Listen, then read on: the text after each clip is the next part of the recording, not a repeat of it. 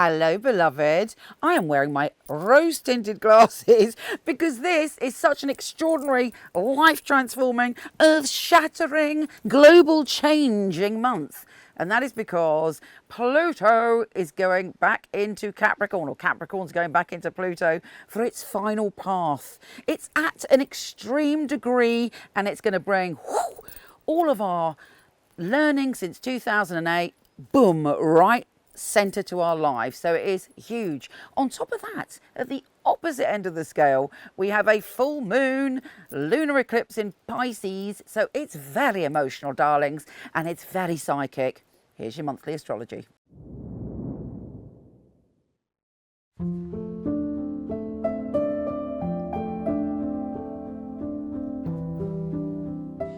Aquarius, how are you doing?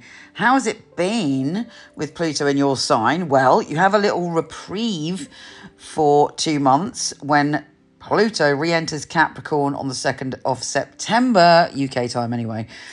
But it's still going to bring about for you, as well as everyone else, whatever the 16-year lesson was for you leading up to it leaving and it going fully into your sign.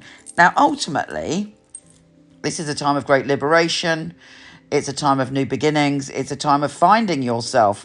But it may be a long journey. In many ways, you're going on the hero's journey. There may be challenges ahead, but ultimately you're going to find yourself. When Pluto re-enters Capricorn, you'll be dealing with the past 16 years issues, which were probably related to spirituality. Perhaps somebody lied to you and it was really, really significant in the past 16 years. Perhaps you came into your spirituality, your psychic power. Perhaps you became very, very creative and you opened up on an empathetic level in a whole new way. I mean, let me know below, one, what you experienced in the past 16 years in a nutshell, and also how you've been feeling with Pluto in your sign. Do you find it liberating or do you find it challenging? You have 2 months to wrap up the past, deal with any blurred lines, any boundaries that aren't in place, because the 12th house is very, very foggy, very, very woo-woo, and it's difficult for us to really go, right, this is the line I'm going to draw. But it also can lead to great spiritual revelations and experiences and kind of stuff that is incredible and intense. So how's it going to go? What do you want from Pluto in Capricorn? What do you want a rebirth in, basically? Because it is all about rebirth and transformation. You are in the middle of a very important cycle. In other news, the rest of this month, or not the rest of this month in general, is a very primal intensity. It too is saying it's time to come into your power. We have the new moon in Virgo. We're in Virgo season. We have Mercury going to re-enter Virgo. And we have this sense that you're dealing with some very powerful issues. Life, death, rebirth, sex, obsession, money, and power.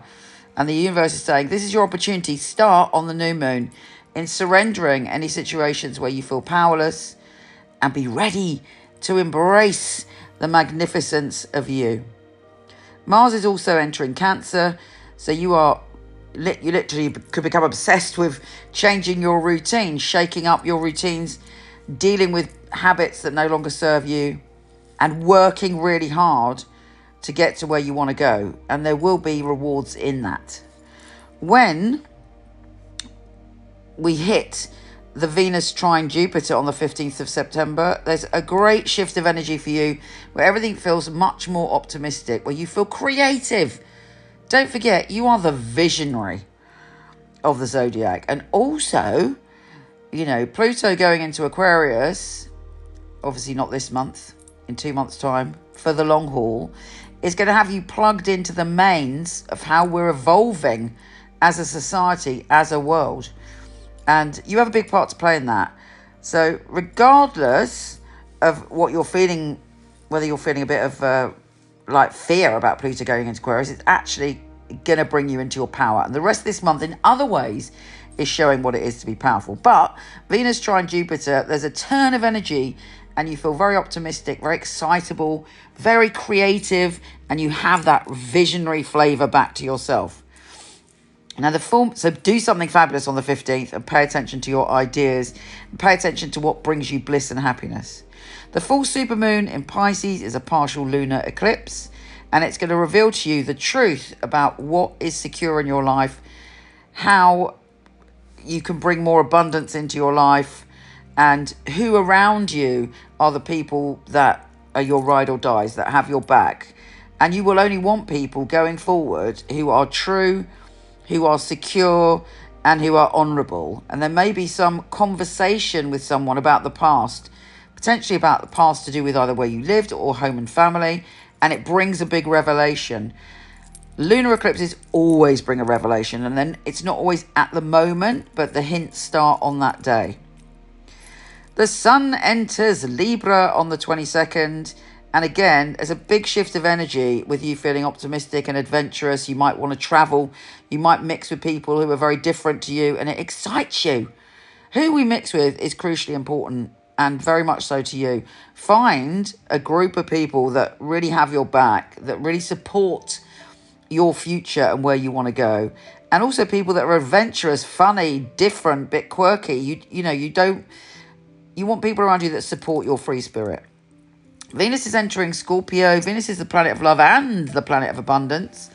And it's entering your career zone, your success zone, your goals.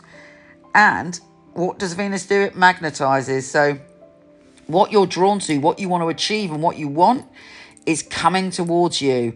Lap it up, baby. Take full advantage of all of those fabulous vibes that are coming to you. And also, if you want to change your job, if you want to go for a goal, other people find you fabulous and are very willing to support you. So it's all good. We end the month with the Sun and Mercury joining forces in Libra. Again, adventure, exploration, studying, stretching yourself and galloping to new horizons. Take care, gorgeous, and I'll speak to you soon. Thank you so much for the love you've given me regarding the Knight-Waite Tarot. If you haven't got it yet, it contains all of my love and passion that I've had for tarot since I was a small child. And the book gives you an easy way to not only work with tarot easily and quickly, but also to manifest. You can get it from the dreaded Amazon or all good bookstores. So thank you once again.